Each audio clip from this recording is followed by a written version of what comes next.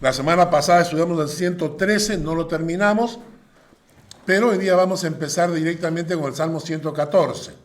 La semana pasada hablamos del Salmo 113, donde se nos hablaba acerca del nombre de Dios, ¿no?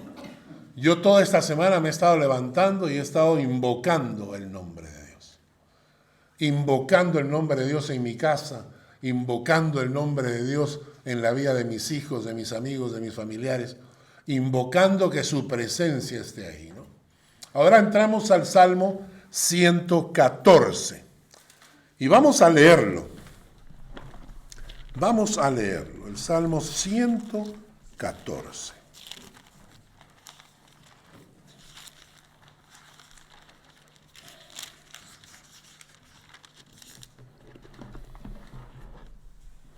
Y vamos a hacerlo de esta manera. Esta era una costumbre ancestral de mis épocas juveniles.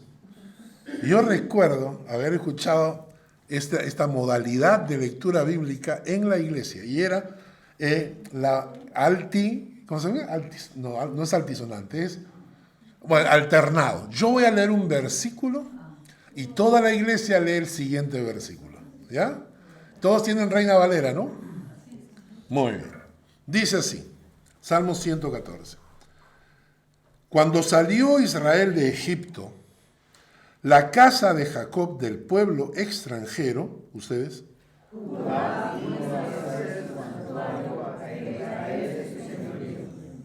versículo 3, el mar lo vio y huyó, el Jordán se volvió atrás, ustedes,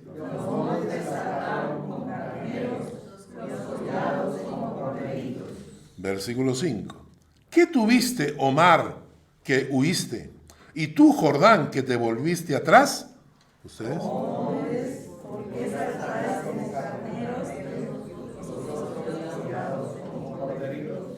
Versículo 7. A la presencia de Jehová tiembla la tierra, a la presencia del Dios de Jacob.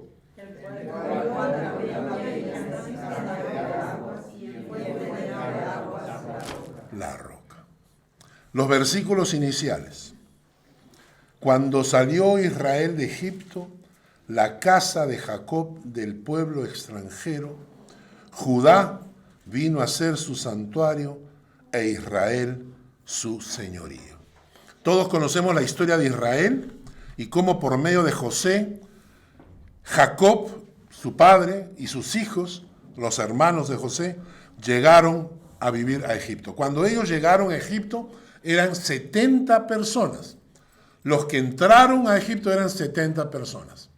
Se quedaron a vivir 430 años. Y en esos 430 años se convirtieron de 70 personas a cerca de 2 millones de personas.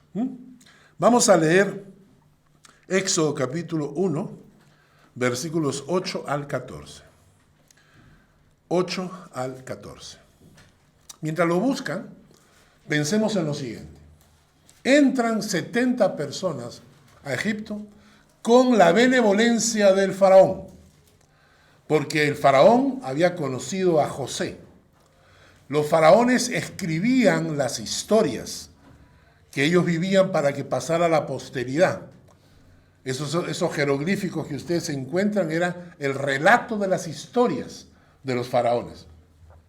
Y entonces los faraones habían conocido a José, habían visto cómo la bendición de José, cómo José había administrado durante la época de las vacas flacas y las vacas gordas, y entonces le contaron a su generación y le dijeron, mira, hubo un hombre llamado José que es del pueblo de Israel, ellos nos salvaron de la hambruna. José nos salvó de la hambruna. Ellos aceptaron la presencia de los egipcios. Los trataron con cariño. Durante 430 años, los hebreos vivieron junto a los egipcios. Obviamente, todo estaba bien. Eran amigos, se conocían, ¿no? Mustafa, el vecino, conocía a Isaac, el hebreo, se saludaban, ¿no? De vez en cuando compartían algo, no había motivo por el cual buscar a Dios. 430 años y no hay un solo indicio de que el pueblo hebreo buscara a Dios. No había necesidad. ¿Por qué? Porque estaban cómodos, estaban bien, vivían bien, ¿no es cierto? Pero después de 430 años, el pasaje nos dice en Éxodo capítulo 1, versículos 8 al 14, nos dice: entre tanto se levantó sobre Egipto un nuevo rey que no conocía a José. Y dijo a su pueblo: he aquí el pueblo de los hijos de Israel es mayor y más fuerte que nosotros. ¿No es cierto?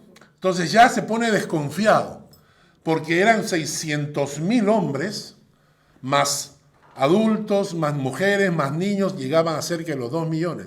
Y entonces él dice, ¿no? Versículo 10, ahora pues seamos sabios para con él, para que no se multiplique, y acontezca que viniendo guerra, él también se una a nuestros enemigos y pelee contra nosotros y se vaya de la tierra.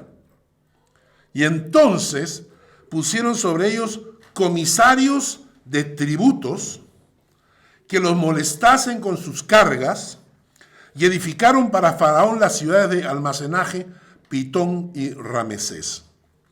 Es interesante, la palabra comisarios de tributos es trabajo forzado obligatorio.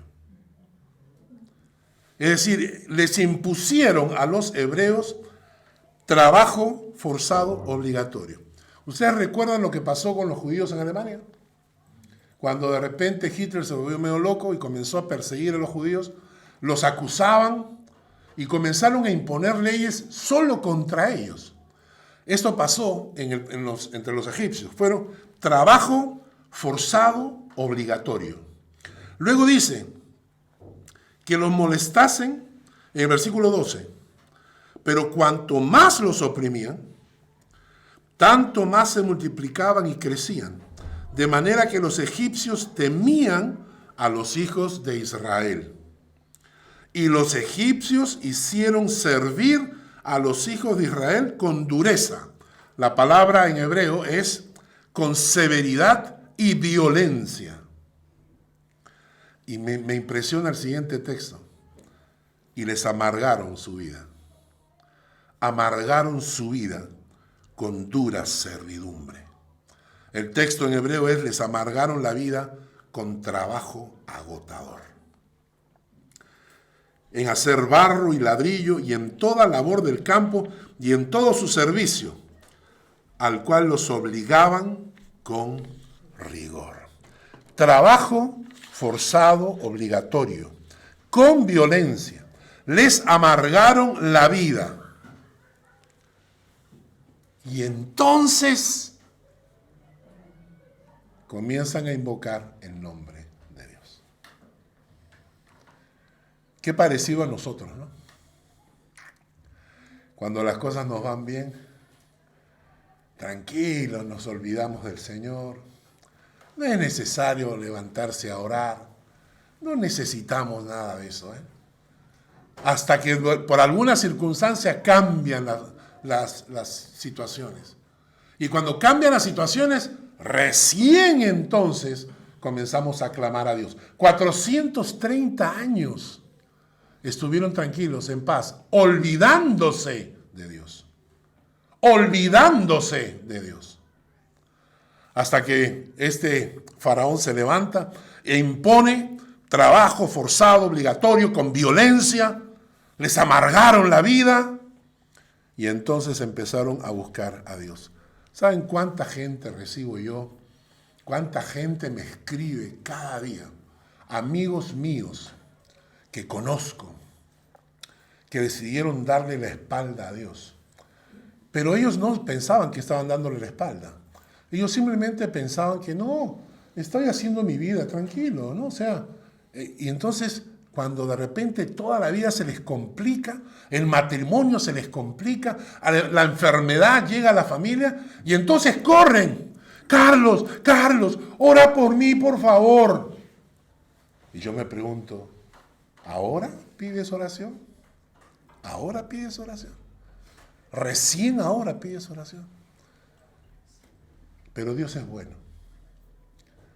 Nosotros somos necios, pero Él es bueno. Y entonces el texto en Éxodo capítulo 2, versículo 23. Éxodo capítulo 2, versículo 23 nos dice: aconteció que después de muchos días murió el rey de Egipto. Es decir, ellos sufrieron el trabajo forzado, obligatorio, con violencia y la vida amargada por este faraón durante un tiempo, hasta que murió el faraón. Es decir, a veces pensamos que Dios es como el café instantáneo. ¿Ah? ¿No es cierto? Pensamos que toda la vida cristiana es café instantáneo. Es decir, agarras una cucharita, lo metes en olla y tienes café para tomar. En la época de mi abuela, yo me acuerdo que había una cosa así, en un vidrio que tenía una tela, y mi abuela ponía el café que pasaba gota a gota. Y cada rato que alguien pasaba por ahí, echaba un poquito de agua caliente, y eso iba goteando. Y ese café era pero consistente, ¿no? El de ahora no sirve para nada, pero la gente lo hacía así, ¿no? Ahora te dan unas capsulitas, ¿no? Entonces nosotros pensamos que la fe es igual, que el cristianismo es igual, que Dios es igual. Y que en el momento en que nosotros decimos, ¡ay, Señor, perdóname, Señor, ayúdame, Señor!, Dios inmediatamente tiene que responder, porque es tu sirviente. Porque es el que te concede todas tus peticiones. Y si no te las concede, ¡ah, caramba! ¡Ah, caramba! Ponte bien, ¿ah? Ponte bien porque ahorita me voy a emborrachar. Te aviso, ¿ah? Te aviso. Te aviso que si no, dejo de venir a la iglesia, te aviso, ¿ah? Así como que Dios tiembla. Ay, pobrecito. El cielo va a temblar porque tú dejes de obedecer la palabra. Entonces hubo un tiempo en que se demoró. Pero después, cuando muere el faraón, dice el texto bíblico, aconteció que después de muchos días murió el rey de Egipto. Y los hijos de Israel gemían a causa de la servidumbre, y clamaron, y subió a Dios el clamor de ellos. Subió a Dios el clamor de ellos. En el versículo 24 dice: y oyó Dios el gemido de ellos, y se acordó de su pacto con Abraham, Isaac y Jacob. Y miró Dios a los hijos de Israel, y dice, y los reconoció Dios. Esta palabra me llama la atención. Y los reconoció Dios. Porque ¿sabes qué me hace recordar? ¿Aló? Carlos. ¿Quién? ¿Quién habla? Pedro. ¿Qué Pedro? Pedro Roncal. Pedro, hermano, hace 25 años que no hablamos. Sí, oye, te llamaba para pedirte un favor. Suena, ¿no?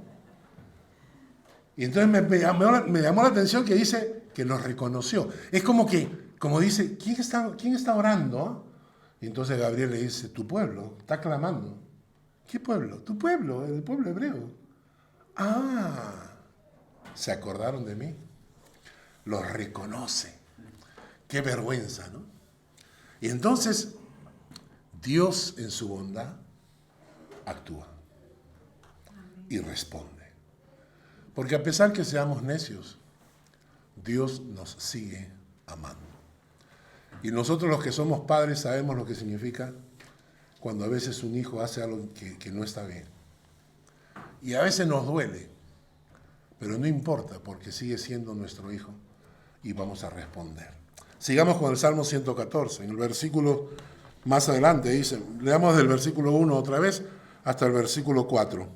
Cuando salió Israel de Egipto, la casa de Jacob, del pueblo extranjero, Judá, vino a ser su santuario, e Israel su señorío. El mar lo vio y huyó. Todos conocemos la historia del Mar Rojo que se abre cuando los egipcios vienen arrepentidos de que el pueblo hebreo había salido.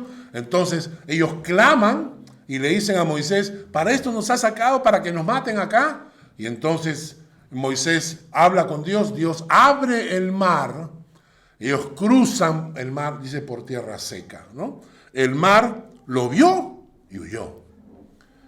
Luego dice, el Jordán se volvió atrás. Cuando ellos iban a cruzar la tierra prometida, entonces dice que cuando pusieron un pie en el agua, se produjo un embalse de agua para que el río se secara y ellos pudiesen pasar, esos 2 millones de personas pudiesen pasar hacia la tierra prometida. El Jordán se volvió atrás, dice. Versículo 4, los montes saltaron como carneros, los collados como corderitos. Dice la Biblia que la tierra tembló y se estremeció cuando Dios descendió al Sinaí para dar su ley. El versículo 8. El versículo 8 dice, el cual cambió la peña en estanque de aguas y en fuente de aguas la roca. Es interesante, ¿por qué? Porque tenía que darles agua. Y Dios, miren el poder que tiene Dios, hacer que brote agua de una roca. ¿Entienden ustedes eso? Ese es el Dios todopoderoso. El que es capaz de agarrar una roca y hacer que brote agua para su pueblo. ¿No entendemos nosotros el poder que Dios tiene como para obrar en nuestras vidas? El mismo poder infinito que convirtió aguas en un muro para que ellos cruzaran, ahora rompe y quiebra el corazón de una roca y la convierte en aguas para su pueblo. ¿Qué es lo que está haciendo Dios? Dios está respondiendo al clamor de su pueblo.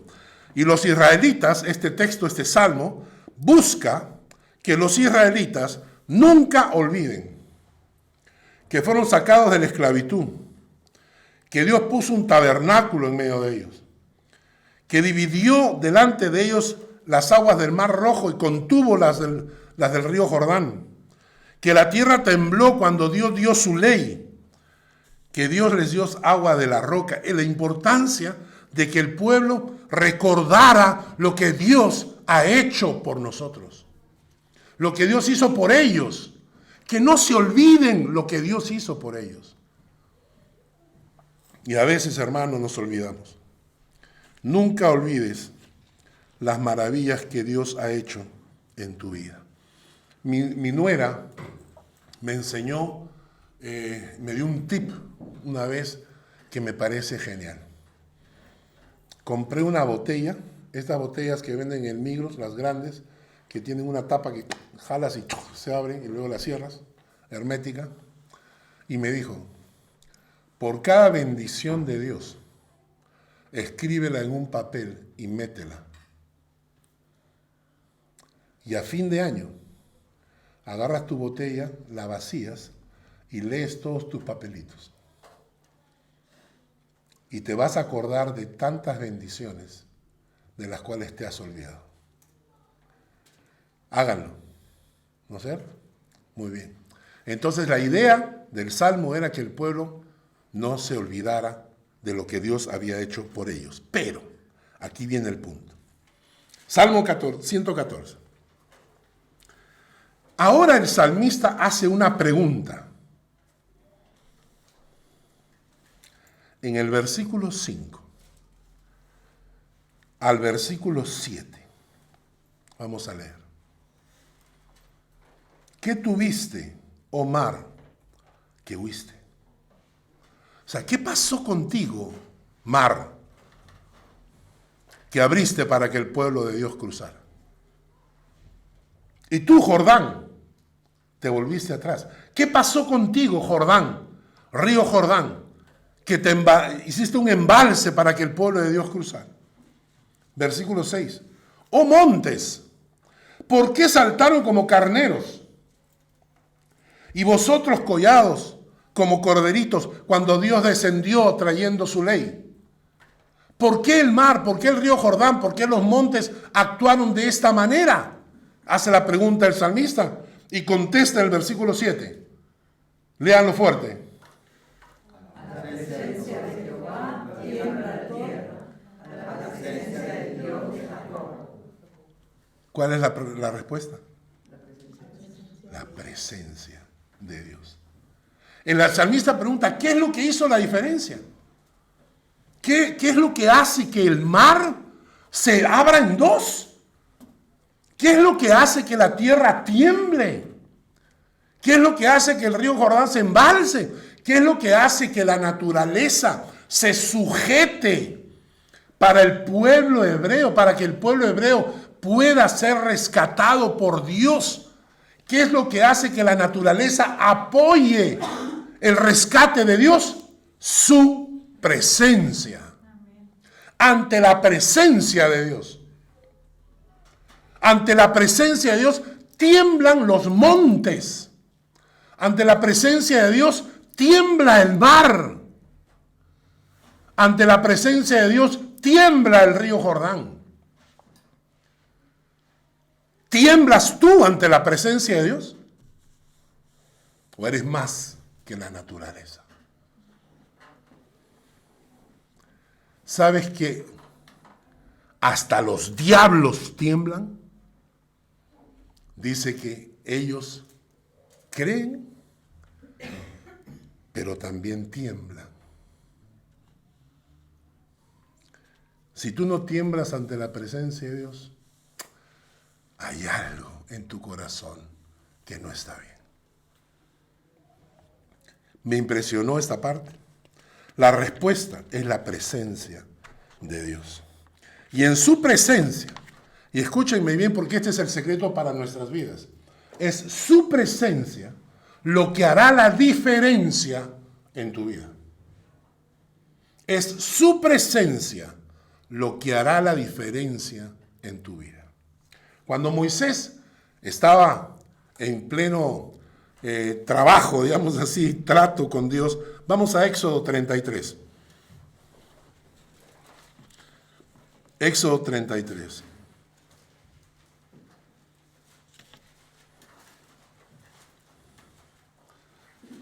Éxodo 33, versículos 12 al 15.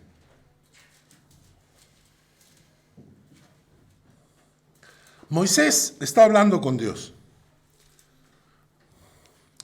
Moisés estaba huyendo de Faraón. La historia de Moisés ustedes la conocen, 40 años hijo de Faraón. Luego un día se levanta, mata a un egipcio y entonces se dan cuenta que el corazón de Moisés no es egipcio, sino es hebreo.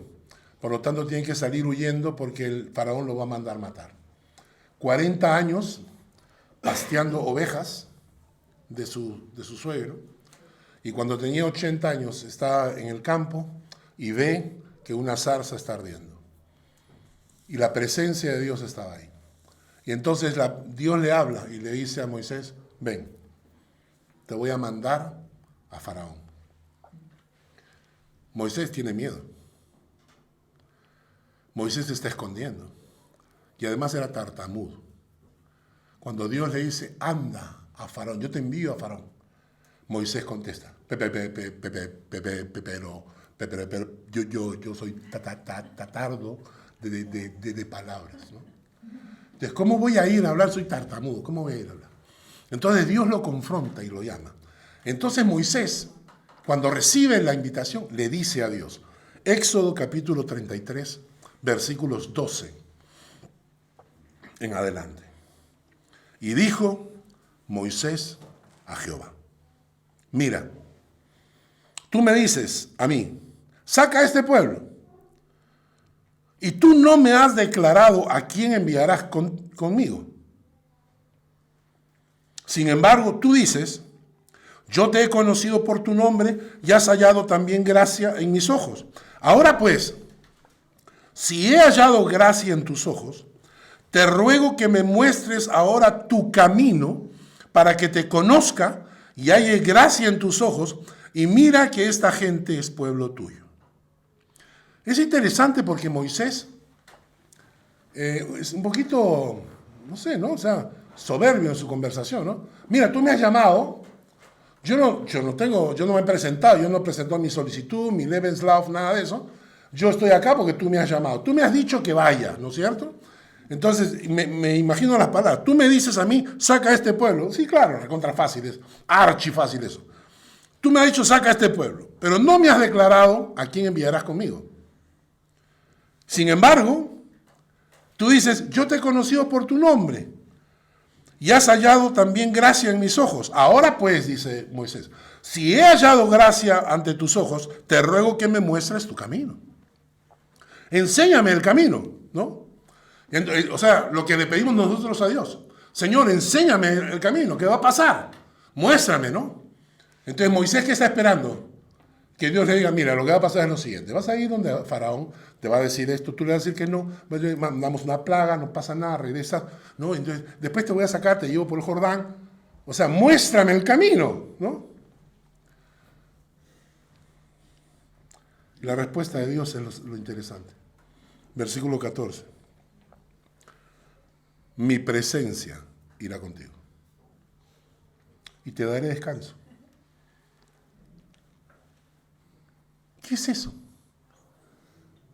¿Dónde está el camino que Moisés quería saber? El camino que él quería conocer, ¿no? Y entonces la respuesta de Dios, mi presencia irá contigo. No voy a mandar a nadie más. Porque Moisés pregunta, ¿a quién enviarás conmigo? Y Dios le contesta, no voy a enviar a nadie. Mi presencia irá contigo. ¿Y sabes qué?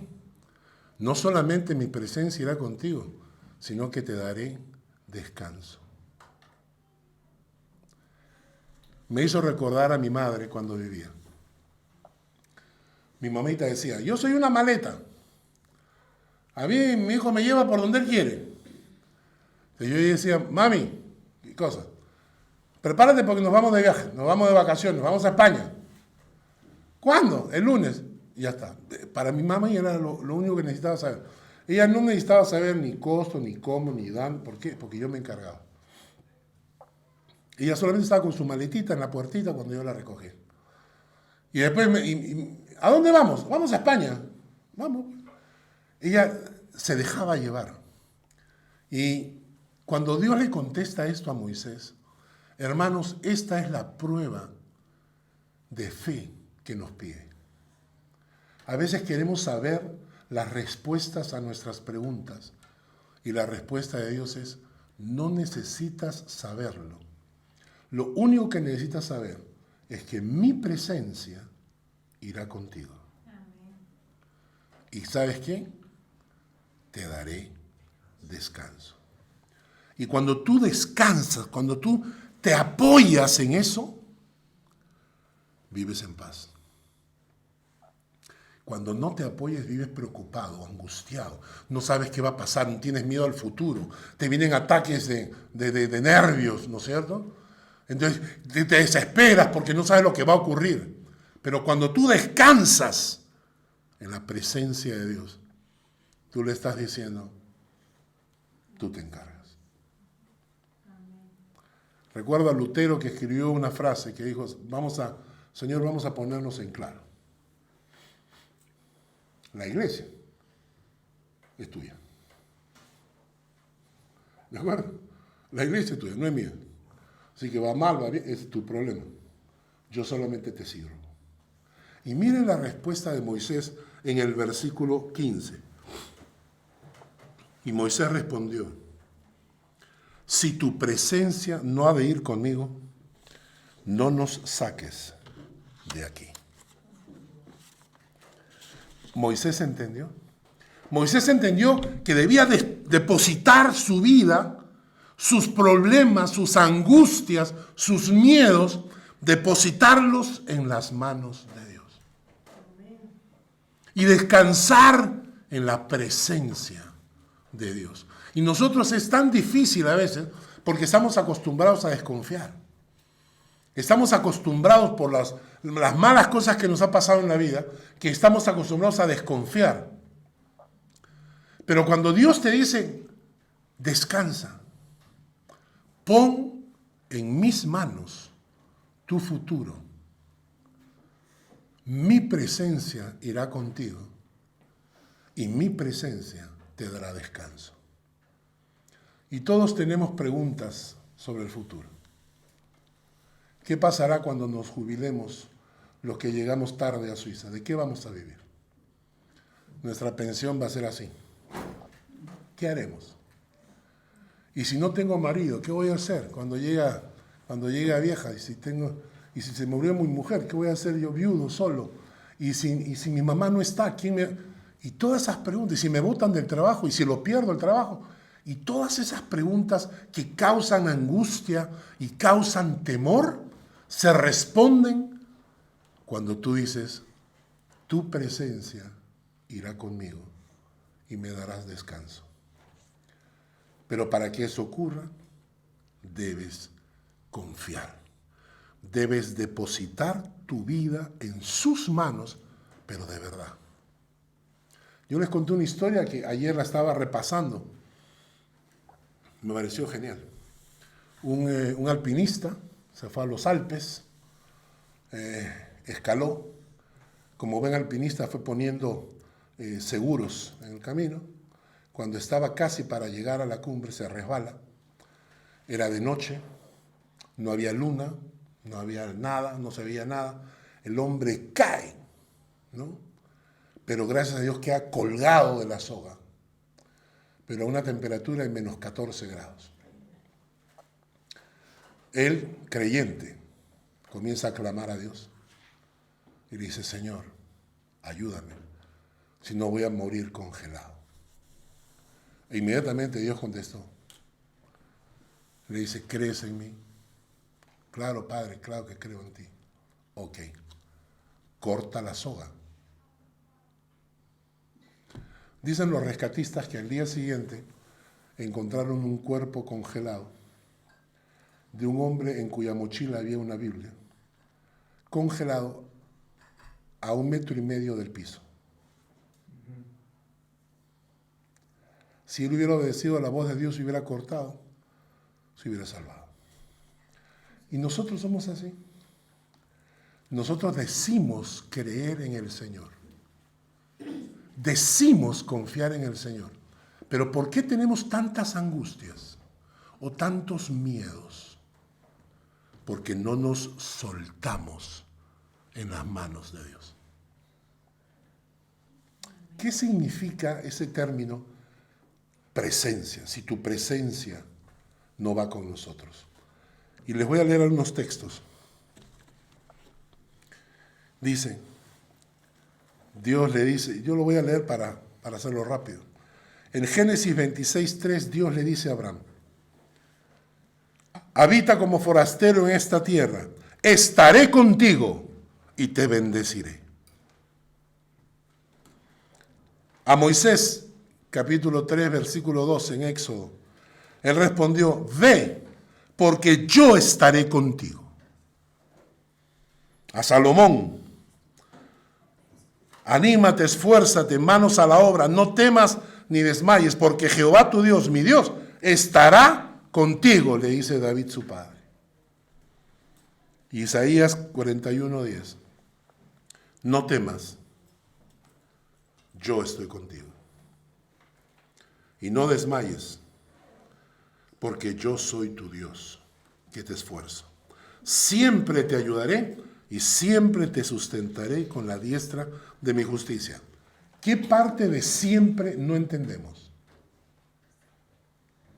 Siempre te ayudaré y siempre te sustentaré con la diestra de mi justicia. La presencia de Dios significa que Dios va contigo.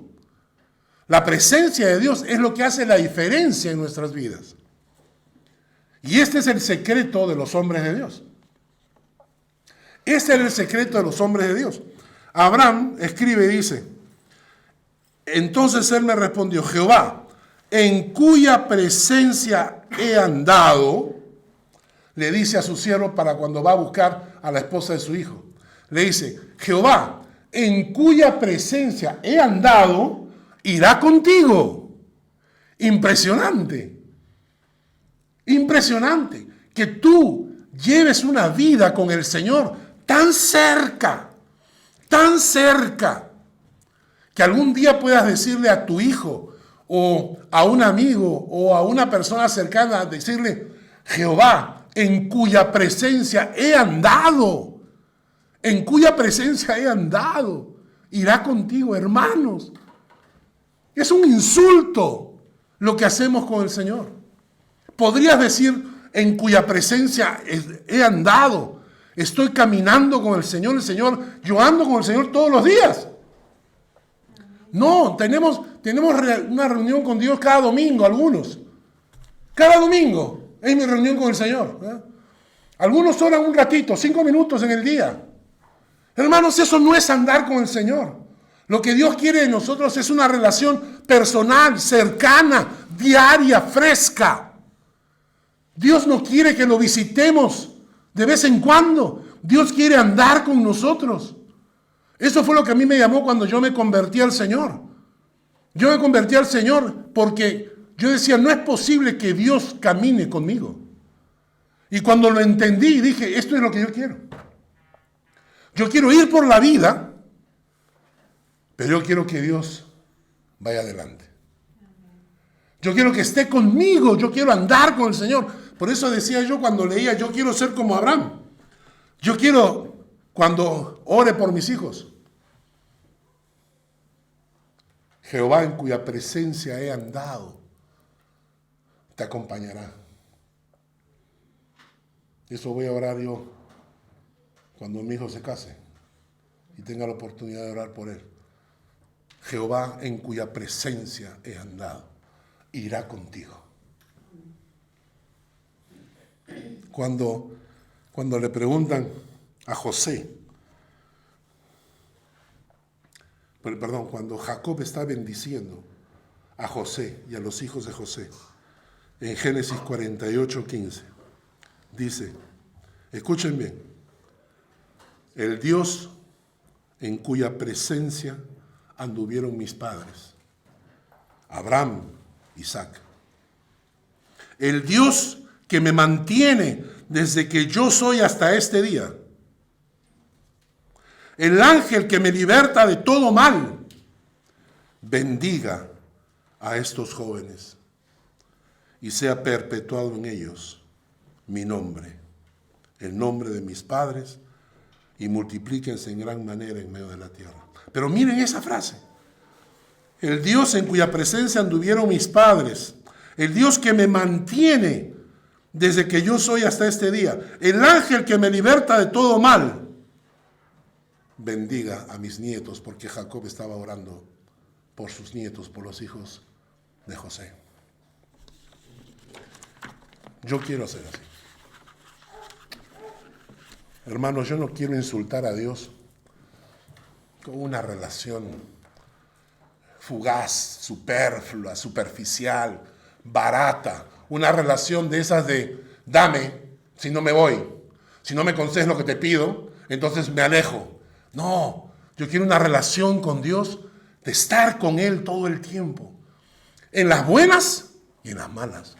Como dijo Job, ¿recibiremos de Dios el bien y el mal no lo recibiremos? Y quedarme con el Señor, andar con el Señor, porque cuando yo llevo ese tipo de vida,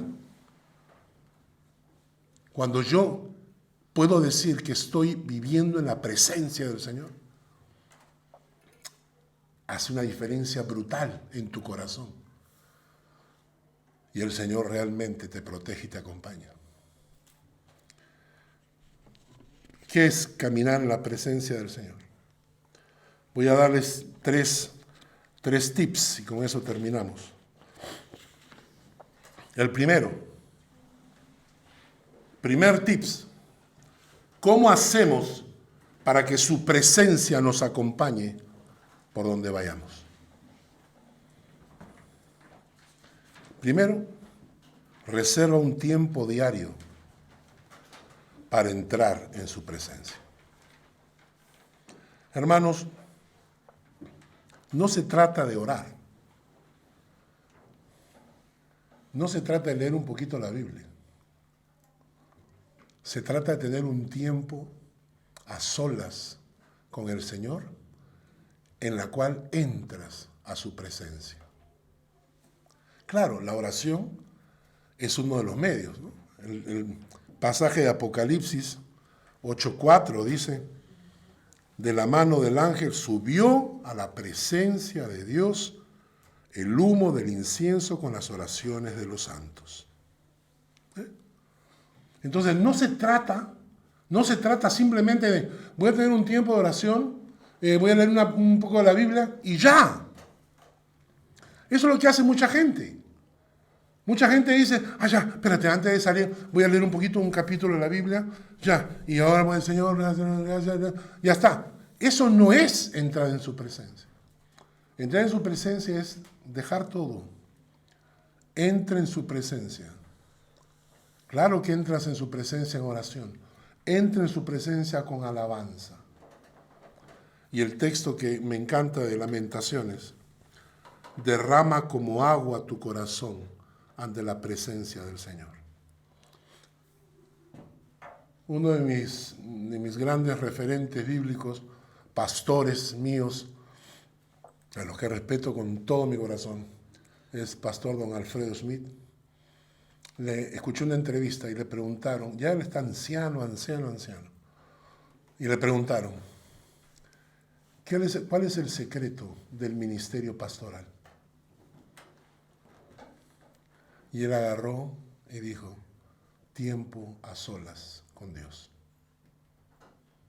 Porque todo el mundo se imagina que, no, es estudios bíblicos, teología, seminarios, PhD, doctor en, ¿no? Entonces, y todo ese tipo de cosas. Y él dijo, no, lo más importante para el ministerio es tu tiempo a solas con Dios. Un tiempo que tú reservas para entrar en la presencia de Dios. Y no solamente entras a la presencia de Dios, sino que aprende a caminar en la presencia de Dios. Elías decía, ¿no? Vive Jehová en cuya presencia estoy. Delante del rey. Delante del rey. La gente lo habrá creído loco. Y entonces él iba delante del rey y le dice al rey, vive Jehová en cuya presencia estoy en este momento. ¿Cómo puede ser posible eso? ¿Cómo puedes estar en la presencia de Dios si estás frente a un rey, frente a la gente? Porque tu cuerpo está ahí frente a ellos, pero tu alma está en la presencia de Dios. Y cuando el rey no le creyó, le dijo, ¿no me crees? Durante 3 años y medio no va a llover. Imagínense, vivir en la presencia de Dios como para que digas, este año no va a haber nieve, por si acaso, les aviso. ¿Por qué? Porque le he pedido a Dios que no haya nieve. Y ya está, no va a haber nieve. Y uno diría, ¿y este qué tiene? O sea, ¿qué poder tiene como para orar de esa manera, no? La presencia de Dios en su vida. ¿Qué significa eso para nosotros? Punto 1, levántate. Toma un tiempo de oración a la presencia de Dios antes de salir de casa. Y durante el día, mantente en la presencia de Dios. Canta. De rato en rato, ora. Moody decía, no puedo pasar más de 10 minutos orando. Tampoco puedo pasar más de 10 minutos sin orar. Haz de la oración una costumbre. ¿Vas a trabajar? Agarras el martillo. Señor, guía estas manos porque si me chanco el dedo me va a doler. Señor, mira ese paisaje. Señor, qué bonito. Vamos a comer los alimentos, a orar por los alimentos. No importa si estás delante de gente o no, que la gente sepa que tú estás invocando el nombre de Dios. Canta, háblale al Señor, mantente en su presencia todo el día. No es difícil, es cuestión de disponer tu corazón para ello. Y vamos terminando. Y algo que es súper importante, que nada en ti te aleje de su presencia. Porque durante el día pues podemos cometer errores. El Salmo 119 dice, he guardado tus palabras, tu presencia, supliqué de todo corazón.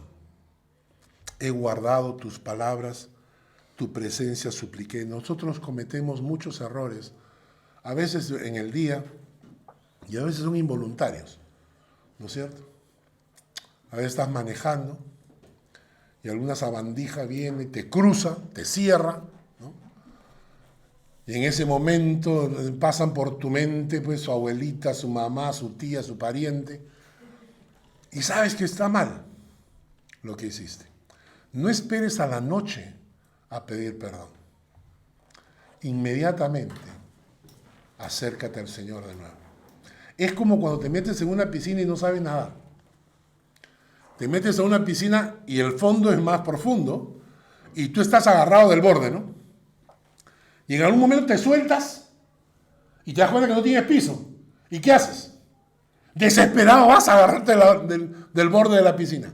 Eso hagamos con el Señor. ¿Te equivocaste? Perdón, Señor. Y regresa. No dejes que el diablo te aleje. Ay, es que soy tan malo, soy tan pecador y toda la vida ya me da vergüenza acercarme al Señor. Y el Señor te dice que no te dé vergüenza, porque mejor te quiero acá avergonzado que allá perdido. Entonces pégate al Señor lo más rápido que puedas. Si te sueltas, corre a su mano. Levántate. Toma un tiempo diario para entrar en la presencia de Dios. No basta orar, leer la Biblia, no. Entra tu corazón, mételo en la presencia de Dios. Durante el día, acostúmbrate a vivir en la presencia de Dios. En tu trabajo, ¿vas a entrar a trabajar? Ahí mismo, Señor, este día es tuyo.